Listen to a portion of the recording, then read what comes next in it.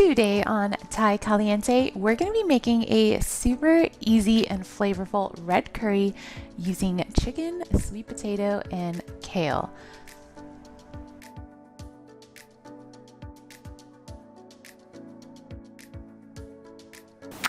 Hi guys, I'm Renee Fuentes and welcome back to my channel, Thai Caliente. On today's show, I'm going to be showing you guys how to make one of my favorite Thai dishes, and that is red curry. So today we're going to be making a red curry chicken with some diced sweet potatoes as well as some chopped kale for a kind of a nutritious kick for the curry. So I've made this curry a few times, and initially I've only done veggies, so I made it plant-based and I also did the addition of garbanzo beans for a little bit of protein. But I had some chicken that I needed to use up, so we're gonna go ahead and use that today. In my previous video for green curry, I explained the different types of curry paste and what brands I like to use. So I'll link that in the iCard, but we'll go over quickly which type of curry paste I'm using as well as the ingredient. Curry paste is actually not the gangkwa. It will say red curry paste, but I ran out of that type of curry paste, but this brand is called Maseri. I find it at my Asian grocery store, but you can also buy it online on Amazon. If you are using this is a lot spicier than the Thai Kitchen brand, which you can find at most grocery stores. So start off with a small amount of the Maseri brand, but if you are using the Thai Kitchen brand, then go ahead and you can definitely use more of that curry paste. I just saute the curry paste in some coconut oil. You can also do regular oil as well, but I like the flavor of coconut oil. And then I use full fat coconut milk. This one's from Trader Joe's. If you want it a little bit saucier, then go ahead and use 2 cans, which is what I'm going to be using today. And then, like I said, we're going to be adding some sweet potatoes. And I love using sweet potatoes in curry because once they soften, they kind of add an extra element of thickness to the curry. And then I just have some kale that I've washed and just kind of broken apart with my hands. I do the green leaf curly kale, so that's there. And then, like I mentioned, I'm going to be also doing chicken because I had some chicken breasts that I need to use up. So this is just some diced chicken breasts. All right, you guys, so there you have all the ingredients. So let's go ahead and get started on the recipe.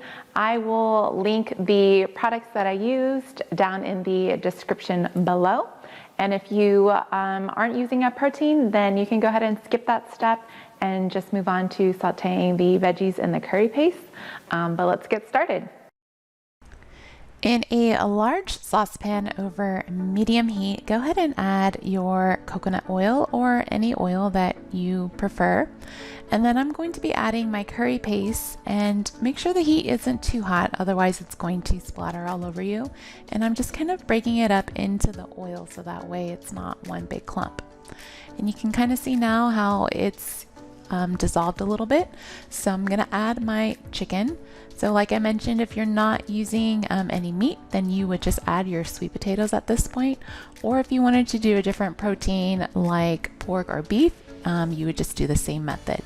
So we're gonna cook the chicken until it's almost fully cooked and no longer pink. And then go ahead and add our sweet potatoes to the mix. And give it a good stir so that way everything gets incorporated and that yummy curry paste gets coated all over the sweet potatoes and the chicken.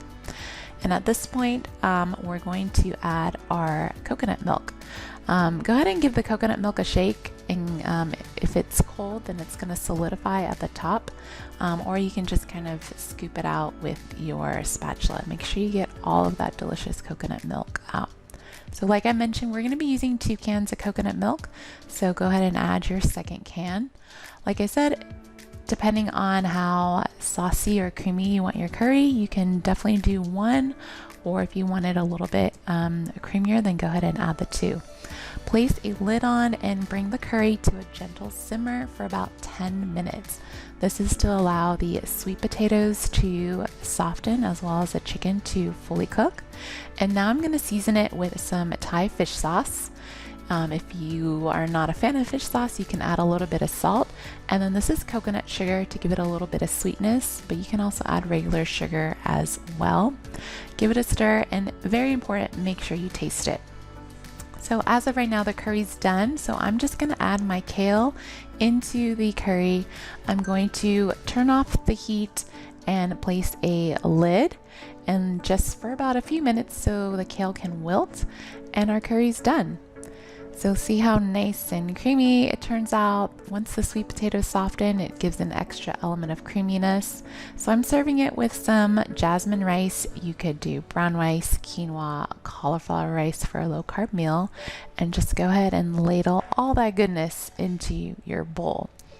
Thank you guys so much for watching this video. I hope you enjoy it. And if you do make this recipe, be sure to leave me any comments below. Don't forget to subscribe to my channel and follow me on Instagram, Pinterest, and Facebook at Caliente. Hope you guys have a great day. Bye.